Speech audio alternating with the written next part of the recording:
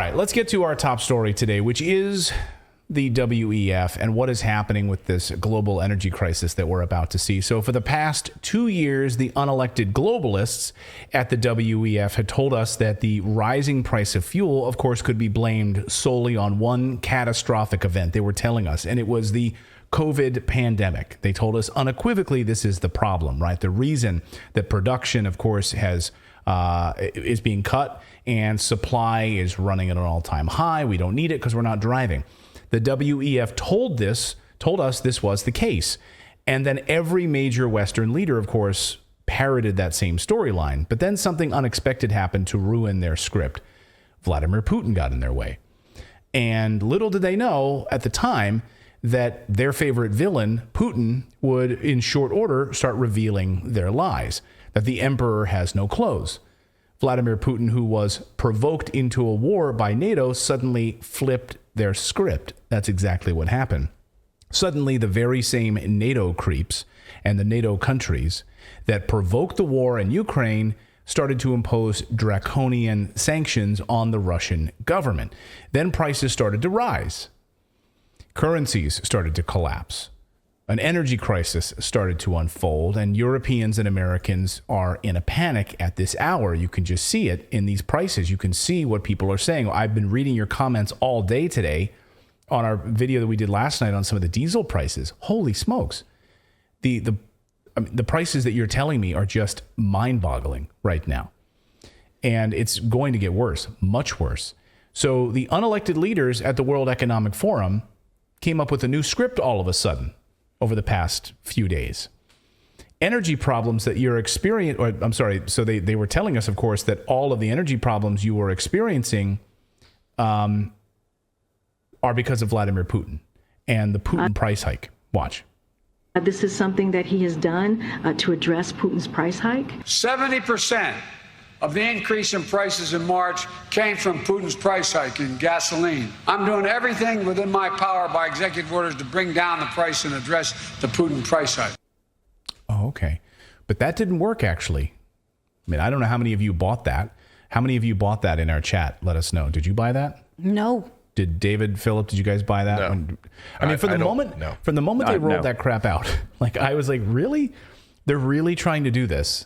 They obviously went through some think tank somewhere. They obviously focus grouped this somehow at some progressive think tank, and then decided to roll it out. But it didn't work, of course. Do you think the press secretary is ever just like walking out there going, every day? Yeah. Like, do you see her face? Oh my gosh, this is not going to work. Like, this job sucks. She's like, oh my God. And then you see Peter Ducey right there in the front row. Yeah, we're going to have, and by the way, we're going to have some sound from some other members of the press corps today who are not Peter Ducey, who are just asking very logical questions. And she's just exasperated. She's just she's like, when is it Christmas? At least I get one day off coming up here. So that didn't work. No one believed it. This new line was trotted out by President Biden, Boris Johnson, Ursula von der Leyen, Emmanuel Macron, Justin Trudeau, and of course, as I mentioned, demented Joe Biden, and every other NATO leader rolled this stuff out as well. It's Putin. It's Putin's price hike. But people aren't dumb. We saw right through this. The shortage was simple. There isn't enough oil because you don't want there to be enough oil, period. Again, there isn't enough oil because you don't want there to be. Right? That's what they're doing. Something funny happens when you shut down pipelines and oil drilling and natural gas drilling and coal mines and everything else. When you shut those things down, you have a hard time actually producing oil, producing coal, and natural gas. It's funny consequences, isn't it? So since the Putin angle didn't work, the World Economic Forum this morning has decided to go back to its COVID pandemic playbook, and that COVID pandemic is the reason for this production shortage. And they published a new piece of propaganda telling us all that these oil prices and fuel shortages that you're experiencing are once again because of the COVID pandemic. Don't blame us, they say, blame COVID. Here is the World Economic Forum. Coronavirus pandemic curtails global oil production. And, okay, coronavirus pandemic, so it's the pandemic that's curtailing the global oil production. Just look at that headline. It's the pandemic. Coronavirus. Well, The Earth was in lockdown. It wasn't producing fossil fuels. Oh, okay. The Earth was. Right. The Earth. And so currently the issue is that the coronavirus pandemic is continuing to stall our production. The report looks at it this way. Here's from the World Economic Forum's report. That makes no sense, given that most of the people who worked in any kind of energy industry was considered an essential worker. Right. So how are we going to buy that? Well, the World Economic Forum has been heaping a whole lot of bullshit and a whole lot of propaganda lately. Here is what the report says. In the course of the coronavirus pandemic, global crude oil production has been majorly curtailed as lockdowns led to the demand and the price of gasoline falling. North America has been the main driver behind the global increase in crude oil production over the past 2 decades. Really? While the Middle East remained the biggest producer, according to the ENERA data. Both regions saw major dips in oil production in 2020 and 2021. Oh, I see. So most of the oil in North America is extracted from shale by a controversial method known as fracking. So dips in oil production in 2020 and 2021. Okay, so you're telling us these regions saw major pullbacks in production? Mm-hmm. That's true. Because we didn't need as much, we weren't driving. But what you failed to mention, of course, is that you used the pandemic to further your own agenda, which is to move us totally off of oil, gas, coal, and back and onto solar and wind energy. That's what you want. And yeah, that's what happened. And by the way, moving us off of nuclear also. As Bill Gates explained last week, he's excited to use these storylines to accelerate this transition because they'll move to these new approaches more rapidly, he says, like the untested green energy sources into which he's invested his fortune. Listen. What you do? Well, BlackRock and Larry in particular are a great example of private sector leadership. You know, anyone who says that climate shouldn't be a factor in how you evaluate the future of a company, you know, that's not capitalism, because companies that have emissions, you know, they are going to be subject to border adjustment tariffs or taxes. You also have to think about companies, you know, if you're dealing with severe weather events, that's got to be factored in. Is the company ensuring that? Are they becoming more resilient? So the attacks are kind of illogical because climate does affect the economy, which does affect investments. The idea that we still need oil and natural gas is also, you know, fairly clear. We're not going to drain all the money away from those sectors. That's how people get to work today. It's how people avoid freezing to death in the winter. And, you know, people did get a little optimistic about how quickly the transition could be done.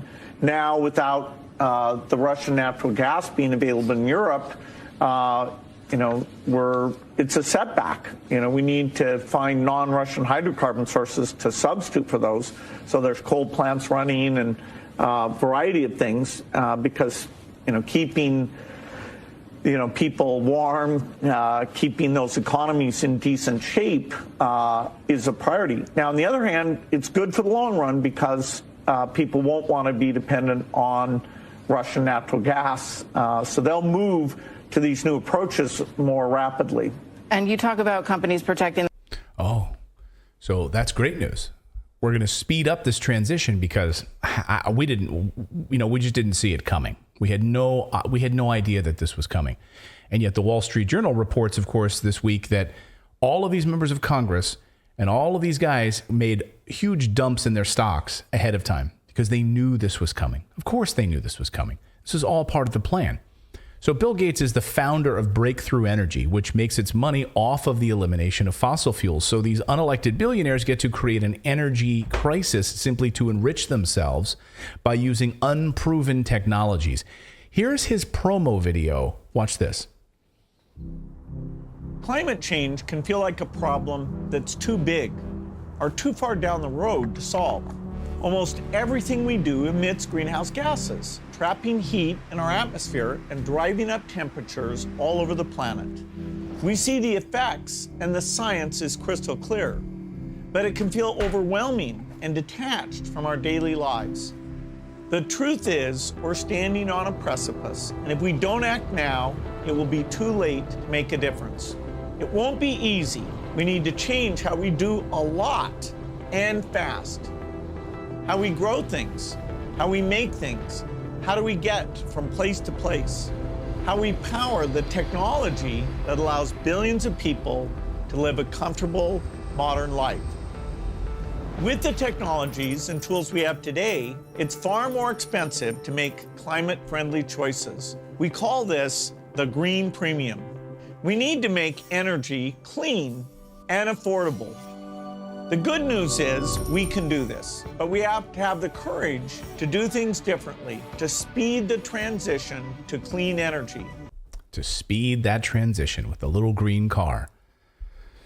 Well, of course, Bill Gates is correct. The United States, under Joe Biden, slashed production, paused oil and gas leases, and killed not just the Keystone pipeline, of course, but thousands of small tributary pipelines. And he's depleting the gas reserves in the strategic petroleum reserves, which could be devastating. We'll have more on that in a second. Justin Trudeau, the same thing in Canada under his Trudeau climate plan, calls for the 42% cut in oil and gas emissions coming from the oil and gas sector. And then today, UK's new Prime Minister of the Week, which is Rishi Sunak, just banned fracking this afternoon, just in time for winter. Yes, Liz Truss, she was last week's UK's Prime Minister. She lifted that ban about a week and a half ago. So now he just put that ban back in place. Perfect timing, of course. Oh, geez. And then there's Poland. Let's talk about Poland, which is facing a catastrophe right now, all of their own making, by the way. The Polish government continues to fund Ukraine while the people of Poland are suffering. The Polish prime minister is a stooge of the European Union and NATO, of course, and continues to try and blame Putin for his own failures. Poland has closed 2/3 of its coal mines over the last 30 years, reducing the number of jobs in the sector from 300,000 down to estimates are about 80,000. It's even less probably now. And they're blaming Russia, of course, for the energy crisis in Poland, which is hilarious. No, you closed your own coal mines. It's your fault. And by the way, we reported on Poland during the summer.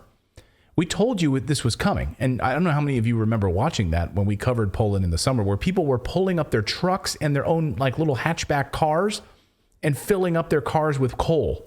At a factory that did not even serve consumers. Right. So we don't even have a reception office. People are coming to a plant that normally just fills up trucks for long deliveries. Yeah, and people were waiting in lines for days just to fill up their car with coal because it's your fault, right? Ukrainian refugees, so we'll get to that in a second. And the Polish people know it, by the way. They totally know it. They're not stupid. They know exactly what's going on, what their government has done. And now all of those Ukrainian refugees that are coming into Poland are being told that that money is drying up, while Zelensky is getting 1.5 billion euros per month from the EU.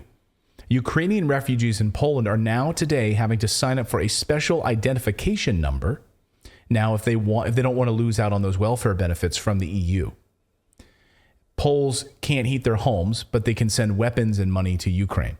And word today is it now looks certain that the money from the EU Recovery Fund, which is owed to Poland, will not arrive in Warsaw before the 2023 parliamentary elections. So get ready for Pole exit. Forget Brexit. Get ready for Pole exit.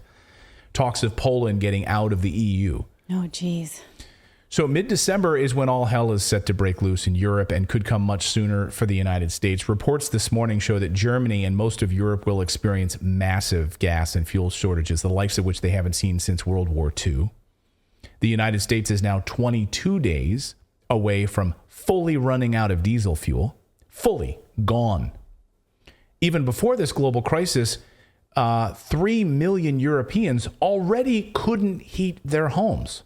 Look at this data out today showing that this is 2021, saying that most of Europe and Bulgaria, particularly Greece, Spain, Romania, can't heat their homes. This is 2021, before this crisis. Imagine how bad it's going to be now in this crisis. Look at Bulgaria, 23%. Sheesh. And yesterday, something big happened that almost no one is paying attention to. Saudi Arabia basically told the United States to go F itself. We're cutting 2 million barrels of oil, and you're in for a world of hurt over the next few weeks. Senator Barrasso says this was predicted, and it was all self-inflicted. Watch. Let's go to Senator John Barrasso on this, the Wyoming Republican, the Senate GOP conference chairman. Senator, what did you think of what the energy minister was saying there? If that wasn't the reason for cutting production, he did seem to lay out the fallout that it would have, that it weakens the United States doing so. Well, that's exactly what the energy minister of Saudi Arabia said, that the pain was going to get worse here in the United States. Neil, for almost 2 years, American families had been feeling the pain, the biting pain of high prices at the gas station, at the grocery store. And when this administrator says it's going to get worse, this is a self-inflicted wound upon ourselves, Neil. They understand that affordable energy is the lifeblood of a family and of a nation. And what we have done to ourselves is now held ourselves hostage by Saudi Arabia because we have such radical energy policies, when the answer is right here in America. It's right under our nose. It's right here in Wyoming where I am. We have affordable, available, reliable energy, yet the Democrats, every Democrat in the House, the White House, and the Senate will not let us use it. We need to change the American energy policy to an American first energy policy, not be dependent on Saudi Arabia or anyone else for that energy. We need to get back to energy independence. We have it here. So get this, Saudi Arabia just warned the United States to stop messing with the markets by releasing oil from the strategic petroleum reserves, which President Biden is currently doing. It's messing with the oil markets, they say. And things are going to go very badly for you, according to Saudi Arabia. So Biden quickly is depleting our oil reserves, which they say they will refill by buying new oil. Of course, there's just one major problem with this that they're not telling you about. No oil company is going to sell you the oil for the amount that you're asking. $67 a barrel? Oh, I'm going to sell that at a discount to Biden? Why would I do that? Why in the world, if I'm an oil producer, would I do that? You don't even have to. You can sell it to any other country for, you'd name your own price. Right. So let me get this right. We've wanted to explore, do more drilling, access to these oil leases. You won't give them to us. You make us a pariah. You impose draconian regulations on our companies. And then at the same time, now you want us to sell you oil at a discount. Good luck with that. Good luck with that. So you're going to sell it $30 a barrel cheaper than we can sell at other places? It's not going to happen. It's not going to happen. And so according to the Wall Street Journal, oil producers are skeptical of Biden's plan to refill the U.S. oil reserves. Biden unveiled plans last week for the U.S. Department of Energy to begin purchasing oil to refill emergency stockpiles when the oil prices are $67 or less. But many oil companies are wary of locking in sales when commodity markets have swung wildly. And rising drilling costs and pressure from investors to limit production and return excess cash to shareholders are also dimming the outlook for domestic production growth, according to the report. So it's not going to happen. So a Bloomberg reporter asked the very important question that, it sounds like all of President Biden releasing this oil from the strategic petroleum reserves right now is just a midterm election ploy a few weeks before Election Day. Tell me I'm wrong, this Bloomberg reporter asks Jean-Pierre. Watch. But one more on the SPR release. Some White House officials have been talking for the last few days about the fact that it's a possibility. Can you explain why, with gas prices, you mentioned earlier that gas prices are going down again, why would the U.S. need another SPR release from that 180 million barrels that you already announced? Why would you need that now if prices are already dropping? So again, I'm not going to get ahead of the president. As you know, there's going to be an announcement tomorrow on the president's policy, his next move forward on what he's going to do to help the American people, continue to give them a little bit of a breathing room. But President Biden has said for months how he is committed to doing everything that he can in his power to address Putin's price hike. He has said this on almost every speech that you've heard him talk about when it comes to. By the way, just look, she's like laughing when she says it. And she's like, I can't believe I have to say it. But he's doing everything he can to stop Putin's price hike.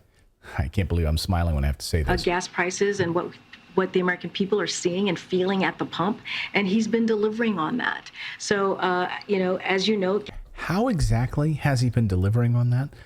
By just releasing our strategic oil reserves, the very same thing he criticized President Trump for doing, to fill up our strategic. Releasing them, selling them to China too. Right? Yes.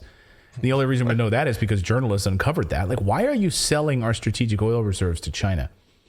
Why were you criticizing President Trump for buying and locking in good oil costs so we could fill up our strategic oil reserves? Mm-hmm. But now you're willing to sell them at a deep discount. Okay. Gas prices have indeed come down. I just listed some of the states where we had seen an increase, and now we're seeing a decline this past week. They came down at the fastest pace in over a decade this summer and have continued to fall in recent days. But at the same time, Putin's war continues.